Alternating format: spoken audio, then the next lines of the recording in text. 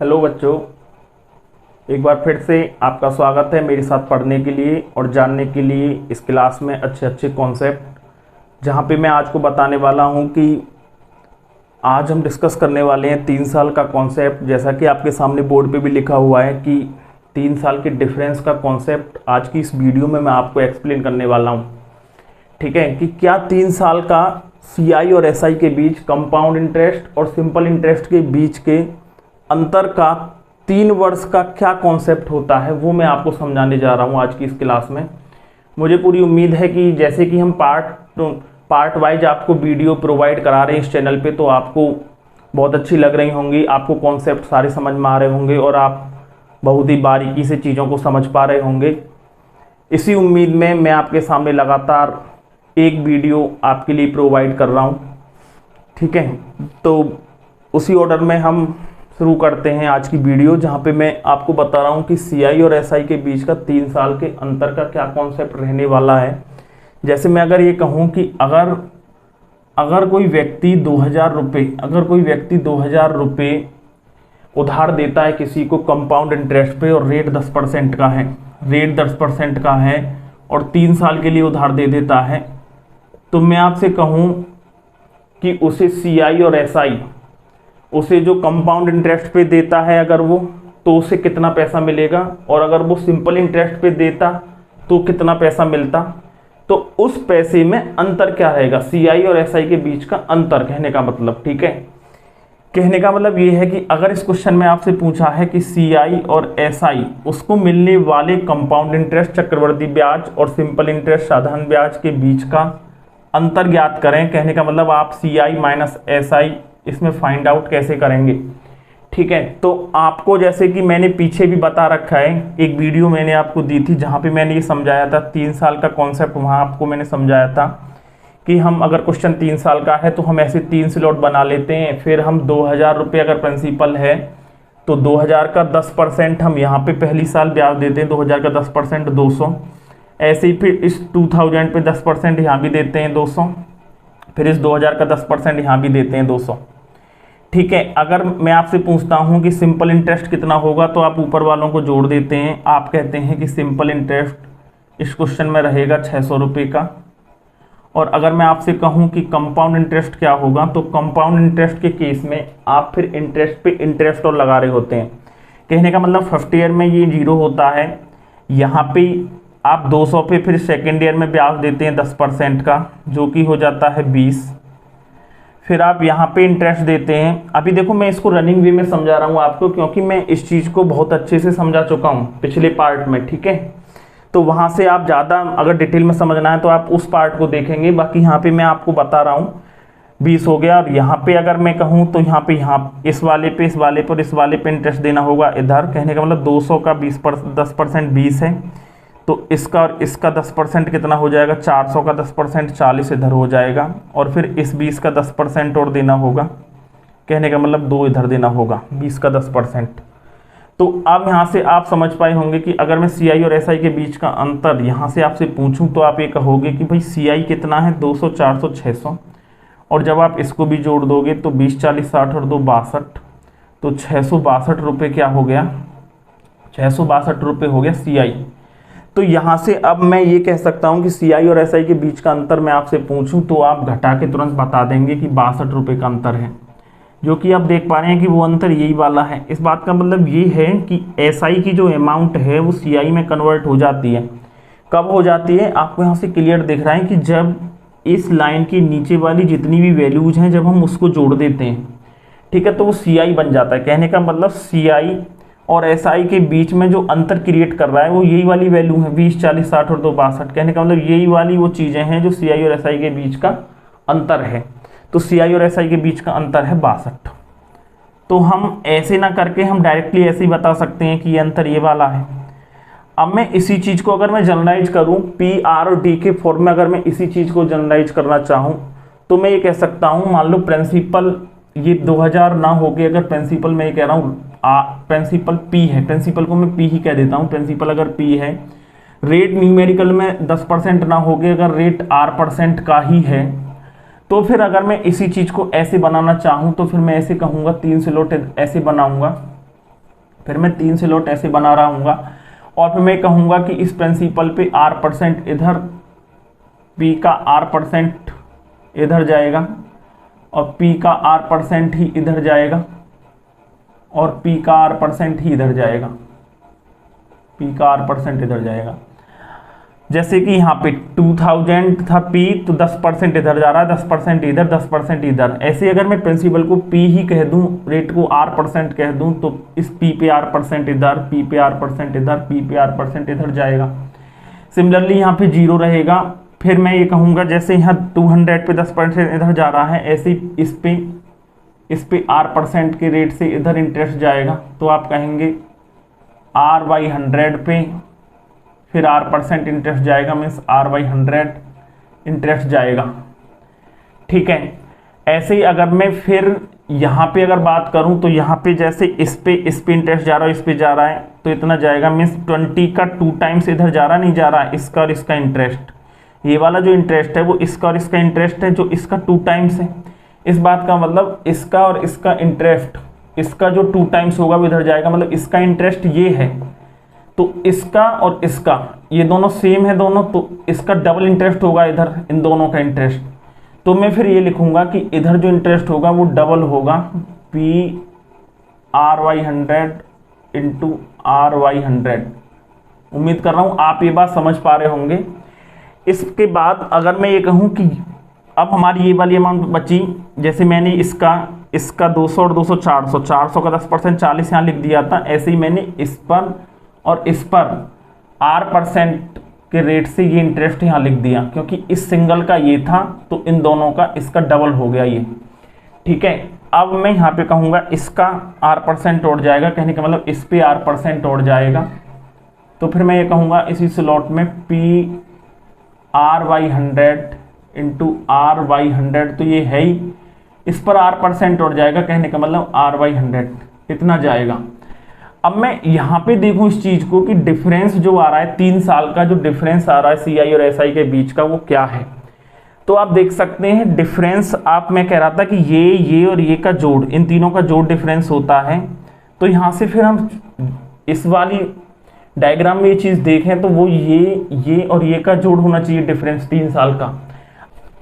अगर मैं इस 3 साल के डिफरेंस को D3 से डिनोट कर दूँ, मैं ये कहूँ कि ये जो 3 साल का डिफरेंस है वो D3 से डिनोट में कर रहा हूँ। D3 मीन्स 3 साल के डिफरेंस का मतलब CI और SI के बीच का डिफरेंस, कंपाउंड इंटरेस्ट और सिंपल इंटरेस्ट के बीच के डिफरेंस को। तो D3 बराबर मैं ये कह सकता हूँ कि अगर मैं D3 3 साल का अंतर क्या आया, ये और ये, इन तीनों का जोड़ आएगा। तो अगर मैं इन तीनों को जोड़ दूं तो वही 3 साल का अंतर होगा, क्योंकि ऊपर वाला तो SI को रिप्रेजेंट करता है, और जब मैं इस ऊपर वाले में ये नीचे वाली वैल्यूज भी जोड़ देता हूं तो वो SI CI में कन्वर्ट हो जाता है। कहने का मतलब डिफरेंस ये वाला होता है CI और SI के बीच का। तो अगर मैं इसको जोड़ूं तो PR/100 का होल स्क्वायर ये है, ये 2PR/100 का होल स्क्वायर है, और ये 1PR/100 का होल स्क्वायर है। तो ये दोनों जुड़ के हो जाएंगे 3PR/100 का होल स्क्वायर। और फिर मुझे इसमें क्या जोड़ना होगा, ये प्लस क्या हो जाएगा P। देखो ये R 3 बार है, R का Q है, ये 100 का Q है, मीन्स R/100 का क्या है, ये होल Q। यहाँ से अगर मैं थोड़ा सा और इस रिलेशन को मॉडिफाई करता हूँ तो मैं ये कह सकता हूँ कि यहाँ से अगर मैं PR/100 का होल स्क्वायर कॉमन ले लूँ तो यहाँ पे मेरे पास बचेगा 3 और यहाँ पे मेरे पास बचेगा R/100। ये 3 साल के अंतर का रिलेशन हमारे पास निकल के आ जाता है, जिसको आपको ध्यान रखना है। बाकी सवाल करने के लिए अगर डिफरेंस पे सवाल है, डिफरेंस आपसे पूछा है, मान लो जैसे अभी मैंने आपको एग्जांपल दिया कि प्रिंसिपल 2000 है, प्रिंसिपल 2000 है और टाइम 3 साल है, ठीक है, और रेट अगर 10% का है और आपसे CI और SI के बीच का डिफरेंस पूछा है, तो मैंने जैसे अभी आपको लाइन बना के बताया था, आप निकाल तो ऐसे ही देंगे, जैसे मैंने आपको लाइन बना के बताया था, निकाल तो ऐसे ही देंगे कि 200 यहाँ पे 0 लिख देंगे, यहाँ पे 20, यहाँ पे 40, यहाँ पे 2। आप कह देंगे कि 3 साल का अंतर कितना है, 62 है, जो कि मैंने अभी आपको समझाया। तो वो 3 साल का अंतर आप इसके एप्लीकेशन से भी निकाल सकते हैं कि प्रिंसिपल कितना है 2000, प्रिंसिपल कितना है 2000। इस R/100 का क्या मतलब होता है, आपको ध्यान रखना है हमेशा कि ये R होता तो ये होता रेट को परसेंट में लेना है। अगर R/100 है, कहने का मतलब हमने रेट को फ्रैक्शन में बदल दिया है। कहने का मतलब 10% है, जैसे रेट R10 है तो मैंने परसेंट को हटा के R/100 कर दिया है। तो यहाँ से ये कितना आ गया 1/10, मतलब इस रेट 10% है, इसकी फ्रैक्शन में वैल्यू 1/10 है। तो R/100 का मतलब होता है फ्रैक्शन वैल्यू ऑफ रेट। आप यह ध्यान रखेंगे, आपको direct fraction value of rate यहाँ पे यूज करना है। फ्रैक्शन वैल्यू ऑफ रेट होती है ये। तो आप देख रहे हैं रेट की फ्रैक्शन वैल्यू कितनी है 1/10। यहाँ पे आप यूज कर देंगे इसको 1/10 का स्क्वायर है और फिर 3 प्लस फिर R/100 है, इसका मतलब fraction value of rate, rate की फ्रैक्शन वैल्यू यहाँ पे यूज करनी है। फिर आप ये कहेंगे 1 का स्क्वायर 10 का स्क्वायर, फिर आप इसको सॉल्व करेंगे तो कितना आ जाएगा 31/10, ये कट जाएगा। तो 31 में 2 से मल्टीप्लाई कहेंगे तो आप कह रहे होंगे कि 62 रुपये का अंतर आ गया CI और SI के बीच का, जो कि यहाँ पे भी आ रहा था 20, 40, 60 और 2 62 रुपये का अंतर। ठीक है, तो ये छोटा सा एप्लीकेशन था। वैसे आपको यहाँ पे इसके एप्लीकेशन की नीड है नहीं। अगर CI और SI के बीच का अंतर पूछा जाता है तो आपको ये सवाल में लगाने की नीड नहीं है, आप ऐसे ही कर देंगे। ठीक है, बाकी इसका एप्लीकेशन कहाँ होगा, कैसे होगा, वो हम आगे बात करेंगे। बाकी ये रिलेशन जानना इसलिए भी आपके लिए जरूरी है कि ये रिलेशन एक बार आपसे पूछा जा चुका है एग्जाम में दिया होता है कि डिफरेंस D है, प्रिंसिपल P है, रेट R है, तो क्या रिलेशन एस्टेब्लिश होता है DPR के अंदर, टाइम 3 साल का हो। तो नीचे 3-4 ऑप्शन दे रखे थे, तो आपको टिक करना था कौन सा रिलेशन एस्टेब्लिश होता है। तो आपको ये ध्यान रखना है इस वजह से। ठीक है, तो अब मैं इस रिलेशन को आगे बढ़ाता हूं। जैसे अगर मैं इस रिलेशन को आगे बढ़ाऊं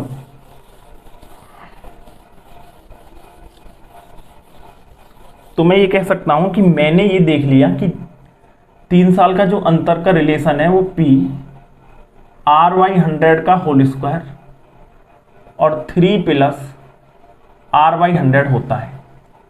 अगर मैं इस रिलेशन के अंदर, अब मैं इसको रफ कर रहा हूं, इस रिलेशन के अंदर पुट कर देता हूं R/100 की जगह, R/100 की जगह अगर मान लो मैं 1/k पुट कर देता हूं। अगर मैं इस रिलेशन के अंदर R/100 की जगह, ध्यान से देखेंगे, 1/k पुट कर देता हूं तो ये रिलेशन क्या बन जाएगा मॉडिफाई होके, D3 बराबर P, R/100 की जगह मुझे रख देना है 1/k का स्क्वायर, 3 प्लस R/100 की जगह मुझे क्या रिप्लेस कर देना है 1/k। तो यहां से जब मैं इस चीज को देखूंगा तो मैं कहूंगा D3, इस P को अगर मैं इधर ले आऊं तो ये नीचे आ जाएगा 1/, ये क्या हो जाएगा k स्क्वायर, और यहाँ पे अगर मैं एलसीएम ले लूं तो ये बन जाएगा 3k प्लस 1, यहाँ पे 1 मान के एलसीएम ले लूं तो एक रिलेशन एक नया आपके सामने आ जाता है D3/P का, जिसको ऊपर बन जाएगा ये 3k प्लस 1, ऊपर बन जाएगा 3k प्लस 1, और k स्क्वायर में k से मल्टीप्लाई होगी तो बन जाएगा k का क्यूब। तो एक दूसरा वेरी वेरी इंपॉर्टेंट रिलेशन आपके सामने आ गया, जिसका आपको क्वेश्चन में यूज करना है और क्वेश्चन को जल्दी से खत्म कर देना है। इसका एप्लीकेशन पे अभी मैं 1-2 क्वेश्चन आपको बताऊंगा तो आपको बात समझ में आएगी कि इसका यूज कैसे करना है। कहने का मतलब ये है कि D, P और R के फॉर्म में तो 3 साल के अंतर पे रिलेशन होता है ये, और जब मैं R/100 की जगह 1/k रख देता हूं, जहां पे k कोई वेरिएबल है, कोई वैल्यू, कोई कांस्टेंट वैल्यू होगी, अगर 1/k रख देता हूं वहां पे तो ये सिंप्लीफाई होके रिलेशन बन जाता है D, P और k की फॉर्म में। ठीक है, तो अब यहां पे मैं ये लिख सकता हूं कि वेयर, ये कब बना है, k और r में क्या रिलेशन है, जब मैंने R/100 को क्या रख दिया है 1/k, जब मैंने R/100 को 1/k रख दिया है तब ये रिलेशन बदल के ये हो गया है। ये हमें ध्यान रखना है। कहने का मतलब इम्प्लाइज दैट, इस बात का मतलब क्या है कि यहां से मैं ये भी कह सकता हूं कि यहां से r की वैल्यू कितनी निकल के आ रही है, r बराबर 1/k, और इस 100 को इधर पहुंचा दूं तो इंटू 100। मतलब ये दोनों बातें याद रखनी है कि D3 और P 3 साल के CI और SI के बीच का अंतर और प्रिंसिपल का रेशियो 3k प्लस 1/k की क्यूब होता है, जहां पे R/100 is equal to 1/k और या R equal to 1/k into 100। ठीक है, तो इतनी बात आपको समझ में आ गई होगी। अब इसका एप्लीकेशन देखो, थोड़ी छोटे से एक एग्जाम्पल के थ्रू मैं आपको इसका एप्लीकेशन दिखाता हूँ कि इसका एप्लीकेशन आपको कैसे करना है। तो चलिए क्वेश्चन की तरफ चलते हैं।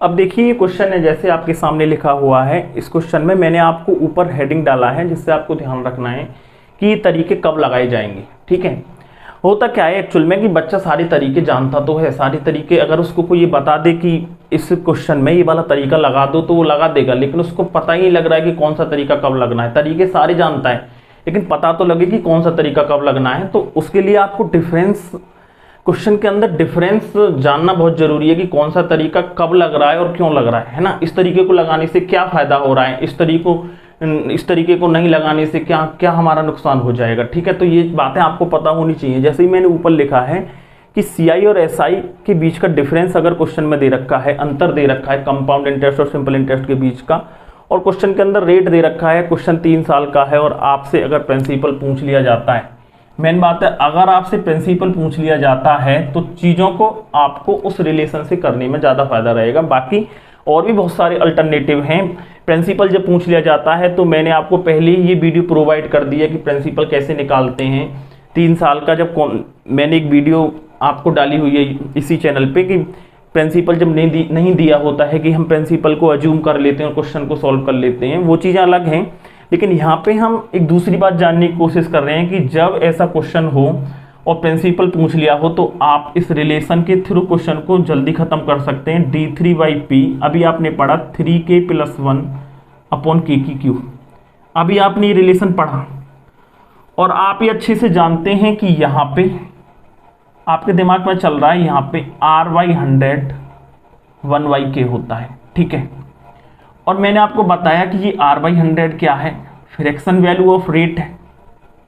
जहां भी R में 100 से डिवाइड हो गया तो वो बन गई फ्रैक्शन वैल्यू रेट की, फ्रैक्शन वैल्यू ऑफ रेट है ये। तो अब जैसे आप जल्दी से इस क्वेश्चन को इस रिलेशन के थ्रू जल्दी से खत्म करना चाहें तो आप कैसे करेंगे कि 3 साल का अंतर क्वेश्चन के अंदर 992 दे रखा है, D3 आप 992 लिख देंगे इधर जल्दी से। प्रिंसिपल जानना है P यहाँ लिख देंगे। अब देखो यहाँ पे रेट 10 दे रखा है और आपको यहाँ पे इस रिलेशन के लिए k की वैल्यू जाननी है, तो आप यहाँ से देखेंगे, यहाँ से आप देखो जरा R/100 1/k है। R/100 क्या है, फ्रैक्शन वैल्यू ऑफ रेट है। रेट क्या है 10%, 10% की फ्रैक्शन वैल्यू क्या है 1/10। भाई भिन्न में बदलेंगे अगर 10% को तो 1/10 आएगा। तो मैं डायरेक्ट 1/10 यहाँ लिख रहा हूँ और बराबर 1/k कर रहा हूँ और जल्दी से क्रॉस मल्टीप्लाई करके मन में k बराबर 10 निकाल रहा हूँ। तो k की वैल्यू 10 है, मैं यहाँ पे समझ गया। देखो ये जरूरी नहीं है कि रेट 10% है तो R अगर 10 है तो k भी 10 आ जाएगा। यहाँ पे डाटा ऐसा है कि वो R और k की वैल्यू मैच कर रही है ना, वो बात अलग है। बाकी आपको सॉल्व ऐसे ही करना है। तो यहाँ पे 3k जब आप डालेंगे 3 × 10 + 1 अपॉन 10 का क्यूब हो रहा होगा, तो आप इसको कहेंगे फिर 992 अपॉन P बराबर 3 × 10 30 और 1 31, 10 का क्यूब हो जाएगा 1000, 31 से आप इसे काटेंगे 32, और जब आप इसकी क्रॉस मल्टी यहाँ बन रह जाएगा, जब आप इसकी क्रॉस मल्टीप्लाई करेंगे तो P1 जब P और 32 में 1000 की मल्टीप्लाई करेंगे तो आ जाएगा 32,000। तो वो प्रिंसिपल कितना हो जाएगा 32,000। उम्मीद कर रहा हूँ आपको बात समझ में आ गई होगी। मैं आपको समझा रहा हूँ इसलिए टाइम लग रहा है, बाकी आपको इसे लगाने की क्या नीड है, इसे लिखने की क्या नीड है।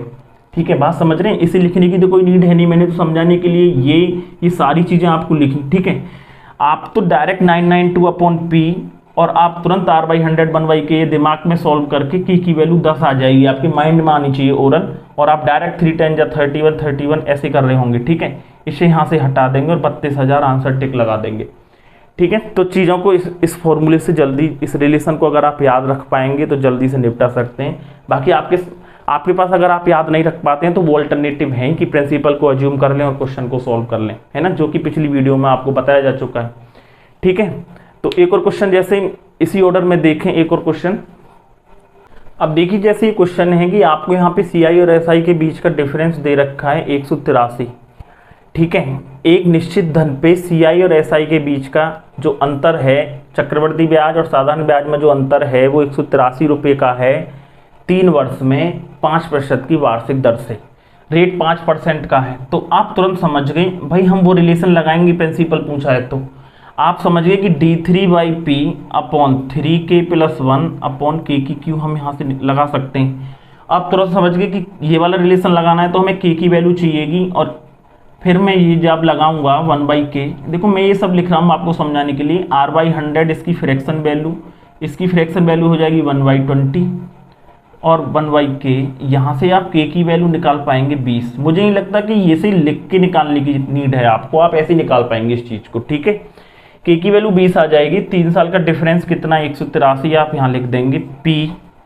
p आपसे पूछा है 3 इंटू, अब देखो ये 20 k की जगह रख देंगे +1, k की जगह 20 का q रख देंगे, ये कितना हो जाएगा 60 और 161, और ये हो जाएगा 183 अपॉन p। देखो मैं समझाने के लिए पूरी यहाँ पे एक्सपेंड कर करके इसको लिख रहा हूँ, बाकी जब आप समझ जाएंगे, आप कैलकुलेशन तेज़ी से करेंगे तो आप ऐसे ही कर पाएंगे। जब आप इसमें मल्टीप्लाई करेंगे तो यहाँ से p बन जा p की वैल्यू 8000 में 3 की मल्टीप्लाई होगी तो आंसर आ जाएगा 24,000, ठीक है। तो वो धन कितना हो जाएगा 24,000। क्वेश्चन आपके सामने है, उसका सॉल्यूशन आपके सामने है, आप देख लें एक बार।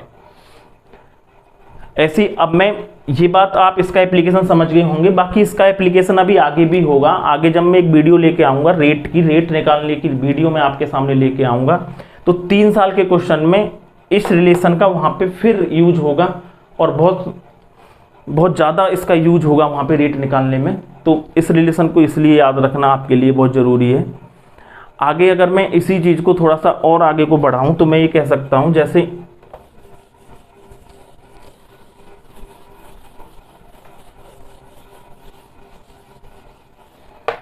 मैं ये कह रहा हूँ कि D3 आपने 2 साल का डिफरेंस, 2 साल का जो डिफरेंस था वो r/100 का होल स्क्वायर था। 2 साल का जो डिफरेंस होता था, आपको याद होगा मैं वीडियो दे चुका हूँ इस पे कि 2 साल का अगर CI और SI के बीच का डिफरेंस होता है, 2 साल का CI और SI के 2 साल का डिफरेंस का जो रिलेशन है DPR में, वो ये होता है D2। आप पिछली वीडियो में देख सकते हैं कि कैसे आया है, कहाँ से आया है, वो ये होता है D2p इंटू r/100 का होल स्क्वायर।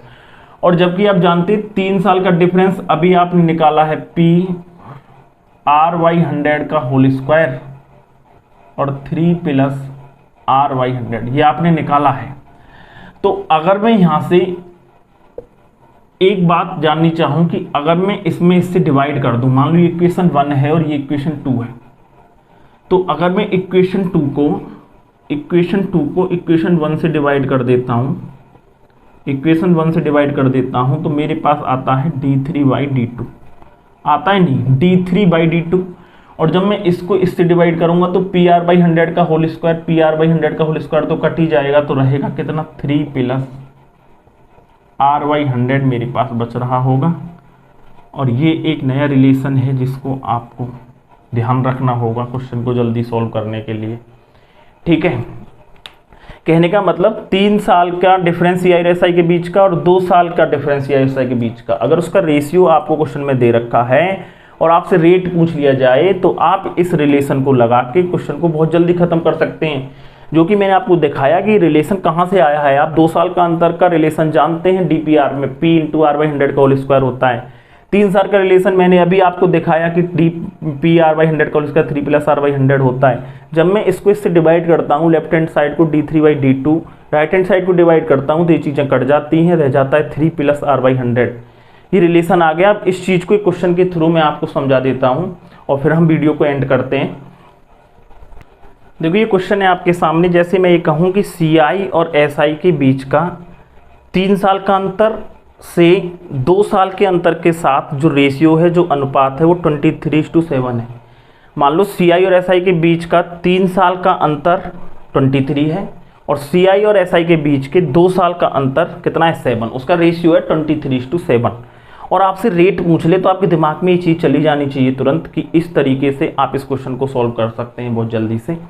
बाकी जैसे इस रिलेशन को अगर मैं लगाऊंगा तो 3 साल का अंतर और 2 साल के अंतर का बीच का रेशियो दे रखा है। कहने का मतलब ये आपको D3 और ये आपको D2 क्लियरली क्वेश्चन के अंदर इसका रेशियो दिया है। तो फिर मैं इस रिलेशन को जब मैं लगाऊं d3/d2, मैं डायरेक्ट लिखूंगा 23/7 d3/d2, और फिर मैं लिख रहा हूँ 3 + r/100। और जब मैं इसको सॉल्व कर रहा हूँ मैं ये कहूँगा r/100 इक्वल टू, इस 3 को मैं इधर ले जाऊं तो मैं कहूँगा 23/7 - 3। ये चीज़ कितनी आ जाएंगी सॉल्व करके, ये हो जाएगा r/100 21, ये जाएगा तो ये आ जाएगा 2/7। यहाँ से फिर मैं r की वैल्यू फाइंड आउट कर सकता हूँ तुरंत कि r कितना हो जाएगा मेरा 2/7 × 100। और मैं ये कह दूंगा ये हो गया r भाई, r/100 यहाँ पे मैंने एलसीएम ले लिया, इसको सॉल्व कर लिया, ये हो गया 2/7। यहाँ से r निकाल लिया मैंने 2/7, इस 100 को इधर ले गया, ठीक है। तो 2/7 × 100 ये हो गया 200/7। 200 में 7 से जब मैं डिवाइड करूँगा तो ये आ जाएगा 28 4/7%। और यही इस क्वेश्चन का आंसर हो जाएगा कि रेट 28 और 4/7% का होगा, जिसको आपने इस रिलेशन के थ्रू बहुत जल्दी से निकाल दिया। बाकी इसका एक अल्टरनेटिव सॉल्यूशन भी है। अगर आप रिलेशन नहीं याद रख पाते हैं तो फिर आपको ऐसे करना पड़ेगा, जैसे यहाँ पे 2 साल के और 3 साल के अंतर दे रखा है। मैं कह रहा हूँ 2 साल का अंतर कितना है, क्वेश्चन 3 साल का है, आपने 3 से लोट बना लिए। आप देख रहे हैं कि 2 साल का अंतर इस क्वेश्चन में कितना है, 7 है। जैसे D2 है ना, ये 2 साल का अंतर। 2 साल का अंतर कहाँ पे आता है, मैं कह रहा हूँ ये 3 साल का क्वेश्चन नहीं है, ऐसे 2 से लोट बने हुए हैं। तो 2 साल का अंतर देखो, यहाँ तो 0 रहता है। वो कौन सी वैल्यू होती है जो SI को CI में कन्वर्ट कर देती है, वो यहाँ वाली वैल्यू होती है। अगर ये नहीं हो 2 साल वाले क्वेश्चन में, तो 2 साल का अंतर यहाँ आता है। मैं कह रहा हूँ 2 साल का अंतर ये है 7। और आपको एक बात और पता है कि यहाँ अगर मैं 3 साल का क्वेश्चन होता है तो यहाँ पे एक वैल्यू लिख रहा होता हूँ, वो वैल्यू हमेशा इसकी 2 टाइम्स होती है। क्यों होती है, उस बात का लॉजिक ये है कि यहाँ पे कोई अमाउंट होती है, उसका रेट % यहाँ पे निकाल रहे होते हैं, और उसका रेट % यहाँ निकाल रहे होते हैं, और यहाँ पे जो अमाउंट होती है वो दोनों सेम अमाउंट होती हैं। और फिर जब आप यहाँ पे निकाल रहे होते हैं तो वो इसका और इसका रेट % इधर लिख रहे होते हैं। अगर इसका रेट % 7 है तो इन दोनों का जो रेट % निकल के आएगा वो इस 7 का डबल होता है। कहने का मतलब इधर जो एक वैल्यू आती है वो 7 का डबल होती है, हमेशा ऑलवेज होता है ऐसा। तो मैं कहूँगा इसका डबल, ये 14 है, इधर 14 आ गया। अब इसमें इस पर इंटरेस्ट देना होता है 7 का r%, तो इधर और इंटरेस्ट देना होता है। अब आप यहाँ पे जज कर सकते हैं कि आप ये देखें कि 3 साल का अंतर कितना रहा है क्वेश्चन में, 23, और ये 7 है, और ये 7 2 जब 14, तो 14 और 7 कितना हो गया, 21। इस बात का मतलब ये हो गया कि इस पर जो r% इंटरेस्ट गया होगा वो कितना होगा भाई, 7 और 14 21 हुआ है अभी तो, जबकि 3 साल का अंतर क्वेश्चन में 23 दे रखा है। इसका मतलब इसका जो r% होगा वो 2 रहा होगा। बताओ बात समझ में आई नहीं आई भाई? तभी तो मैं ये कहूंगा कि ये 3 साल का अंतर 23 है, 7 और 14 21 और 2 23, तभी तो 3 साल का अंतर 23 आएगा। तो यहां से मुझे पता लग गया, एक तो 7 है, इसका डबल इधर आता है 14, 14 और 7 21, जबकि 3 साल का अंतर क्वेश्चन में 23 है, इसलिए यहाँ पे 2 रहा होगा। अब यहाँ से रेट निकालने के लिए मैं डायरेक्ट निकाल सकता हूँ कि भाई 7 का r% ही 2 है, तो इसका मतलब रेट कैसे निकलेगा, मैं कहूँगा कि ये 2 इस 7 का कितना % है, मैं डायरेक्ट निकाल लूँगा 2/7 × 100, और आंसर फिर वहीं पे आ जाएगा ये कि 28 4/7%, फिर आंसर यही हो जाएगा। ठीक है भाई, इस बात को अगर आप नहीं समझ पाए हो तो ऐसे कह सकते हैं कि 7 का r% जब मैं निकाल रहा हूं, 7 का जब मैं r मुझे पता नहीं निकाल रहा हूं, तो वो 2 आना चाहिए। तो जब आप इसको सॉल्व करते हैं, r% की जगह आप 100 लिखते हैं, बराबर क्या आ जाता है 2। तो जब आप यहां से r निकालेंगे तो 100 को उधर पहुंचा देंगे, 100 में 2 से मल्टीप्लाई होगी 200, और ये 7 इधर पहुंचेगा तो 200/7, और फिर वही 28 4/7% आ जाएगा। ठीक है भाई, ऐसे करने की नीड नहीं है, ये समझने के लिए है बस। बाकी आपको देखना 7 का r% 2 है, मीन्स 2 7 का कितना % है, आप डाल लिखेंगे 2/7 × 100, 28 4/7% आंसर। ये एक अल्टरनेटिव तरीका हो गया इसी क्वेश्चन को करने का। ये एक पहला तरीका था कि अगर आपको ये वो रिलेशन पता है D3 और D2 के रेशियो का, तो आप क्वेश्चन को फिर जल्दी से खत्म कर सकते हैं। बाकी अल्टरनेटिव भी हो गया, आप ऐसे भी कर सकते हैं। उम्मीद कर रहा हूँ आपको बात समझ में आ गई होगी। दोस्तों वीडियो अच्छी लगी हो तो लाइक और शेयर कर दीजिए, चैनल को सब्सक्राइब करिए, ऐसी ही वीडियो आपके लिए लाते रहेंगे लगातार, और पढ़ते रहिए। तब तक के लिए okay, bye bye, thank you very much.